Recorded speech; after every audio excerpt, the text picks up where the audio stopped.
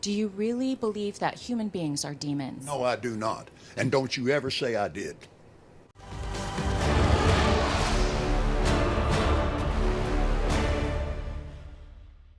Hey, what's going on YouTube? This is Devin coming back at you with another video today on PubStomp MTG, and in today's video I will be discussing Victor Valgavoth's Seneschal. I'm pretty sure I butchered that last name. Besides that point, let's read what this commander does. We're one white and a black with a 3/3 body. It's a human warlock. It does have the Eerie ability. Whenever an enchantment you control enters, or when you fully unlock a room, surveil 2 if this is the first time this ability has resolved this turn. If it's the second time, each opponent discards a card, and if it's the third time, put a creature card from a graveyard onto the battlefield under your control. So in a weird way, this kind of reminds me of Omnath, Locus of Creation, in the aspect where a land will enter the battlefield, you get one ability, and then the second time you'll get another ability, and the third time you'll get another ability. So this kind of feels like a landfall ability, so I'm just going to call it Enchant Fall. Maybe that'll catch on, maybe it won't. This is similar, but you're focusing on enchantments or unlocking rooms, which I will say this is pretty unique. I actually like this design a lot. It's focusing on that Constellation-like effect with enchantments, and of course you could add some rooms in this deck as well. But what's pretty interesting about this commander is the fact that you'll make somebody discard a card, and later on you could reanimate a creature card from a graveyard to the battlefield when a third enchantment enters the battlefield, or at least when you unlock a room. But in today's video I will be discussing how to build around Victor and what kind of cards you should add into the deck, and so let's get it started.